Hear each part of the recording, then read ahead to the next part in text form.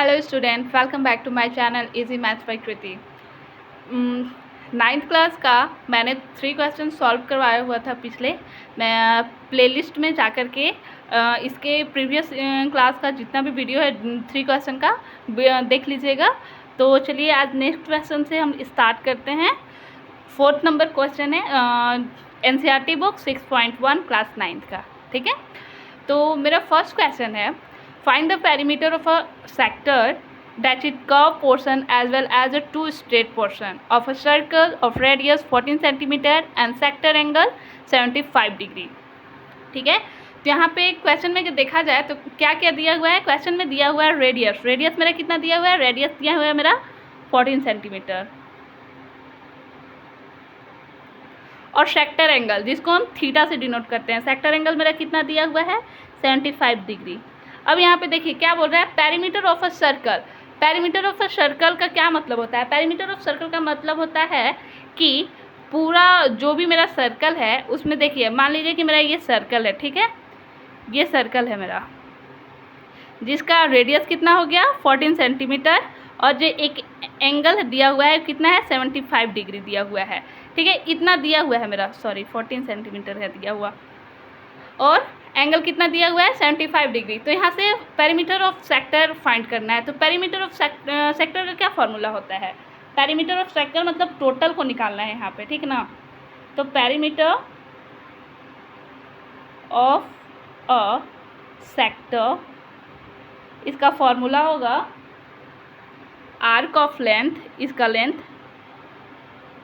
Arc of length plus 2r। 2r मतलब क्या हो गया? रेडियस, ठीक है। ये आर्क ऑफ लेंथ टोटल निकल जाएगा, और यहाँ पे 2r, 2r मतलब होता है डायमीटर, ठीक है। 2r, एक r यहाँ पे और एक r यहाँ पे फाइंड हो जाएगा, तो यहाँ पे क्या हो जाएगा 2r हो जाएगा, ठीक है। तो चलिए अब यहाँ पे निकालते हैं। फर्स्ट में हम निकालते हैं आर्क ऑफ लेंथ। फर्स्ट हम निकालते हैं आर्क ऑफ लेंथ।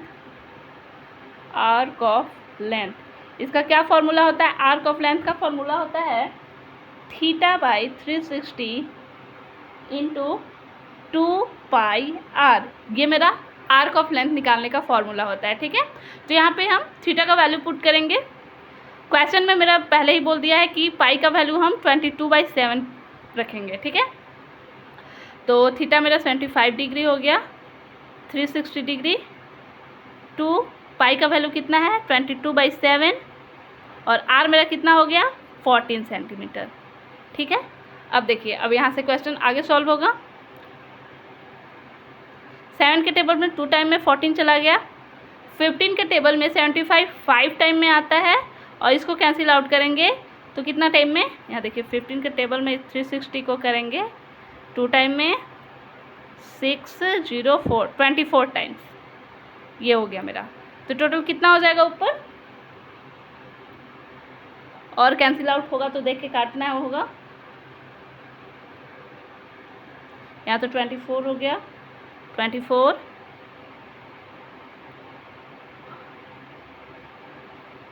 2 के टेबल से 12, यहाँ से कैंसिल आउट हो गया फिर 2 के टेबल से जाएगा ये कितने टाइम में 6 टाइम में, फिर 2 के टेबल से 3 टाइम में 11 टाइम में, तो कितना हो गया मेरा 55/3 सेंटीमीटर आर्क ऑफ लेंथ। अगर हम चाहेंगे तो इसको पॉइंट में भी निकाल सकते हैं, और नहीं तो इतना भी छोड़ सकते हैं, ठीक है। अब सेकेंड क्या निकालेंगे? आर्क ऑफ लेंथ निकाल लिए, अब यहाँ पे 2r। अब चलिए आगे perimeter of total perimeter, second निकालेंगे। टोटल पेरीमीटर मेरा कितना हो जाएगा? टोटल पेरीमीटर से फाइंड आउट हो जाएगा। यहाँ पे आर्क ऑफ लेंथ जो मेरा आया हुआ है यहाँ पे लिख दीजिए, arc of length plus 2r। Arc of length मेरा कितना आया 55/3 सेंटीमीटर, और 2r मतलब 14 सेंटीमीटर यहाँ पे हो जाएगा। ये हो जाएगा 55/3 प्लस 28। अब यहाँ पे देखिए 3 टाइम में हो गया, यहाँ पे 55 प्लस 3 से मल्टीप्लाई हो जाएगा तो कितना हो जाएगा 28 3 4 84, कितना हो जाएगा फिर आगे 913/3 centimetre.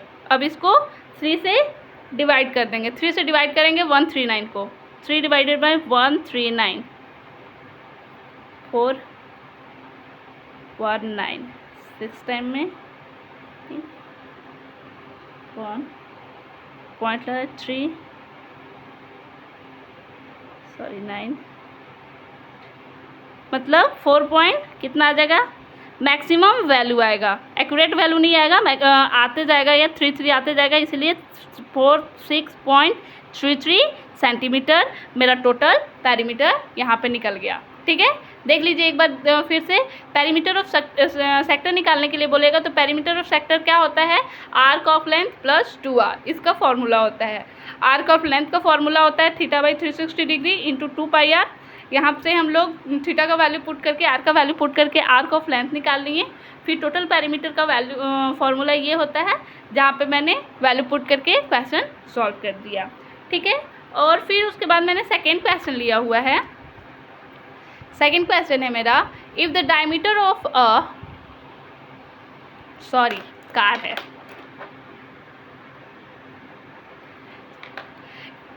If the diameter of a car tyre is 56 centimetre.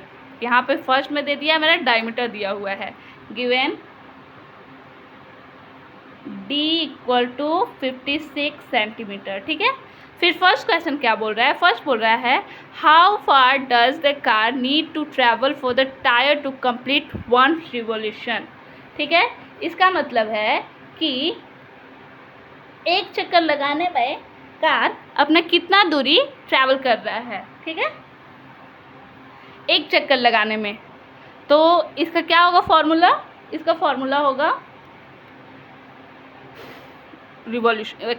मान लीजिए कि सर्कल का अगर बोलेगा निकालने के लिए 1 रिवॉल्यूशन यहाँ पे हो रहा है ना, बोल रहा है कि कार एक चक्कर पूरा लगाने में, मतलब यहाँ से अगर स्टार्ट कर रहा है तो यहाँ पूरा घूमेगा तो उसका एक चक्कर होगा। ठीक है, और ये क्या हो जाएगा, इसको हम पूरा एक चक्कर, अगर सर्कल का हम टोटल पेरीमीटर फाइंड करते हैं तो उसको क्या बोलते हैं, सर्कल का पेरीमीटर अगर फाइंड करना होगा तो उसको सर्कमफ्रेंस बोलते हैं। तो बोल रहा है कि एक बार पूरा चक्कर लगाने में टायर को क्या टाइम लगेंगे, तो यहाँ पे सर्कमफ्रेंस निकालने के लिए बोल रहा है। तो सर्कमफ्रेंस फर्स्ट में बोल रहा है सर्कमफ्रेंस, तो सर्कमफ्रेंस का क्या फॉर्मूला होता है,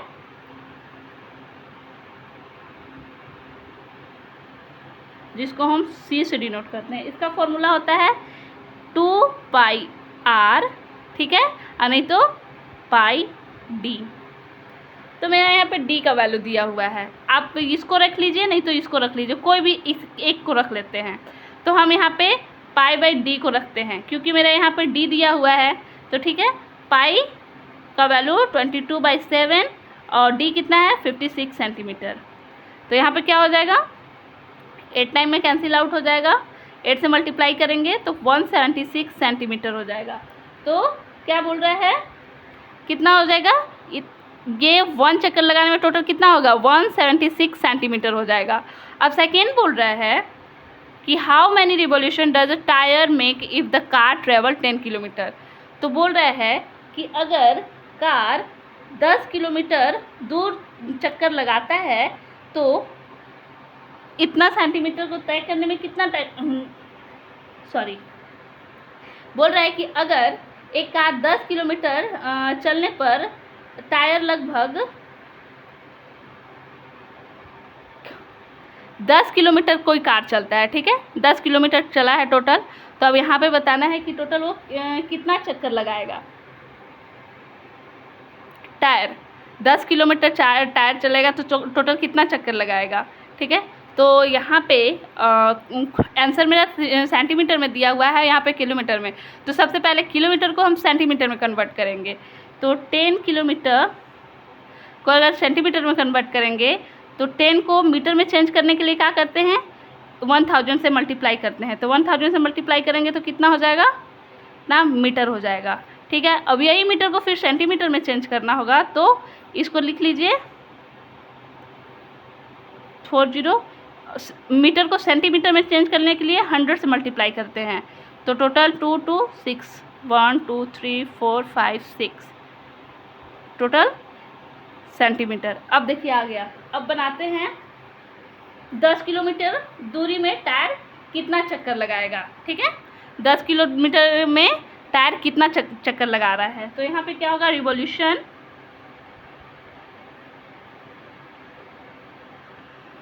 टोटल डिस्टेंस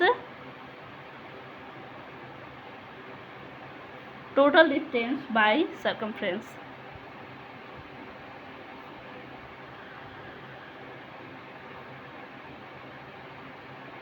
टोटल डिस्टेंस मेरा इतना हो गया और सर्कमफ्रेंस पूरा कितना, टायर एक बार में कितना चक्कर लगाया 176 सेंटीमीटर और टोटल चला कितना है 10 किलोमीटर। तो 10 किलोमीटर में कितना आ गया मेरा 1 2 3 4 5 6 सेंटीमीटर बाय 176 सेंटीमीटर। ठीक है, इतना हो गया। मतलब सीधा बोल रहा था कि मेरा टायर का सर्कमफ्रेंस मतलब टोटल उसका कितना है, पेरीमीटर मतलब टोटल उसका बाहर का कितना हो गया 176 सेंटीमीटर है। तो यही टायर अगर 10 किलोमीटर चलता है तो टोटल कितना चक्कर लगाएगा। ठीक है, एक बार चक्कर लगाया तो कितना हुआ 176 सेंटीमीटर हो गया। तो 10 किलोमीटर चला तो कितना चक्कर लगाएगा। तो 10 किलोमीटर को पहले हम सेंटीमीटर में कन्वर्ट कर लिए, सेंटीमीटर में कन्वर्ट करने के बाद इसको 176 के डिवाइड कर दीजिए। 176 1 2 3 4 5 6 जीरो है ना। चलिए यहाँ पे इसको ले लेते हैं 4 टाइम में, क्योंकि 3 टाइम लेंगे तो 100 और 4 टाइम लेंगे तो कितना देंगे 5 टाइम्स में मल्टीप्लाई करेंगे तो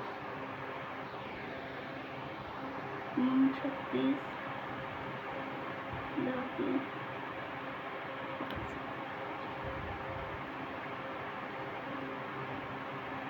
0.2, एक और जीरो उतारेंगे 6 टाइम में 36 रखती हैं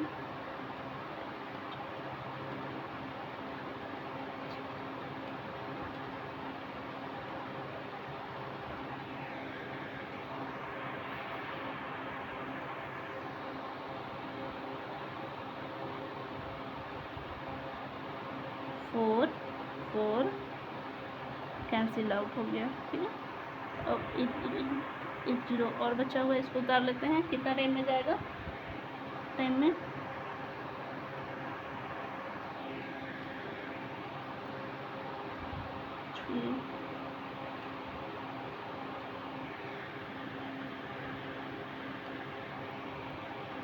इसको डिवाइड कर लेना। ठीक है,